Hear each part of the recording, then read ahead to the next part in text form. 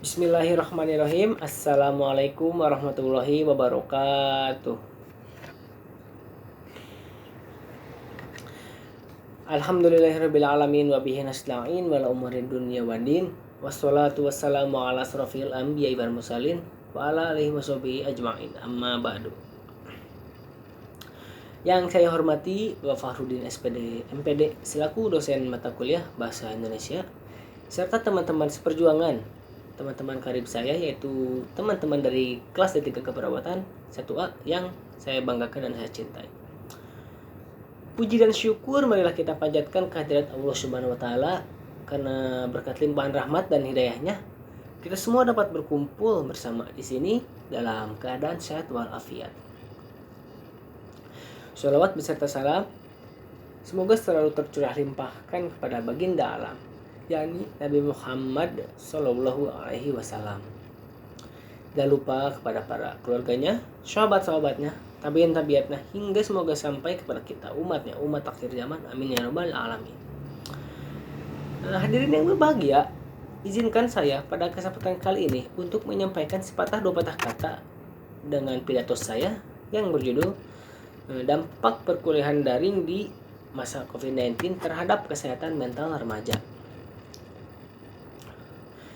Pada masa pandemi COVID-19 ini, kita sebagai mahasiswa mungkin merasakan dampak yang signifikan yang diakibatkan oleh pandemi virus COVID-19 ini. Akibatnya, dunia perkuliahan pun terpaksa dilakukan dengan metode daring atau online yang memaksa mahasiswa untuk melakukan kegiatan pembelajaran di rumah masing-masing yang dinilai kurang efektif. Selain kurang efektif, belajar daring pun dapat menimbulkan masalah psikis atau masalah mental karena mereka belajar hanya menatap layar laptop atau gadget saja tanpa berinteraksi dengan teman-teman lainnya atau dengan dosen mungkin dan teman lainnya.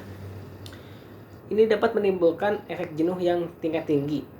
Ini juga mengakibatkan kesehatan mental terganggu karena mental setiap orang itu berbeda-beda.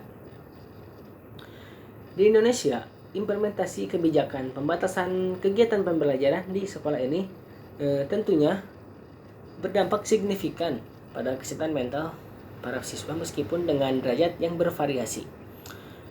Data yang diperoleh dari survei penilaian cepat yang dilakukan oleh Satgas Penanganan COVID-19 BNPB pada tahun 2020 menunjukkan bahwa 47% anak di Indonesia merasa bosan di rumah, 35% anak merasa khawatir ketinggalan pelajaran, 15% anak merasa tidak aman, 20% anak merindukan teman-temannya di sekolah, dan 10% anak merasa khawatir tentang kondisi ekonominya.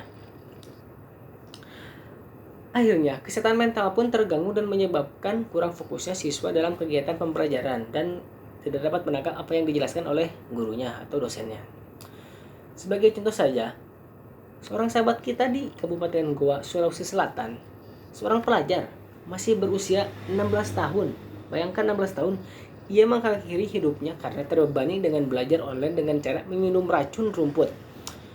Ia sempat mengeluh karena sulit mendapatkan akses internet, lalu karena merasa tertekan, mungkin akhirnya ia meninggal dunia. Ini bukti bahwa dampak kesehatan mental yang dialami oleh para siswa dalam sistem pembelajaran online.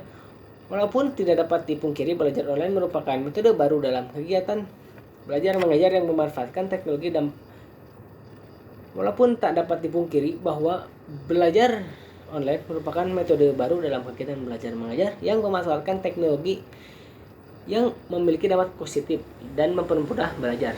Tapi juga banyak dampak negatifnya yang harus dihadapi.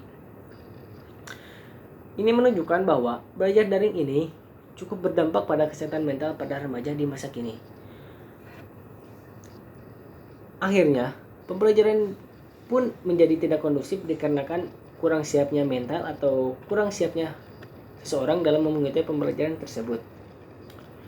Sudah seharusnya pemerintah memiliki solusi atas permasalahan ini. Banyak beban mental yang harus dirasakan oleh para remaja, khususnya oleh para mahasiswa. Semoga kedepannya sistem pendidikan kita terus membaik dan wabah yang sedang melanda dunia ini pun cepat berlalu. Amin. Para hadirin yang saya hormati, demikian pidato yang dapat saya sampaikan. Nah, semoga bermanfaat dan menambah wawasan bagi kita semua, dan semoga juga kita selalu waspada akan bahaya dari virus COVID-19 ini. Mohon maaf apabila ada kesalahan dan kekurangan dalam pengucapan kata, karena sejatinya manusia tidak ada yang sempurna, karena kesempurnaan hanya milik Allah Subhanahu wa taala semata. Sekian, saya pamit undur diri. Wabillahi taufiq wal hidayah. Wassalamualaikum warahmatullahi wabarakatuh.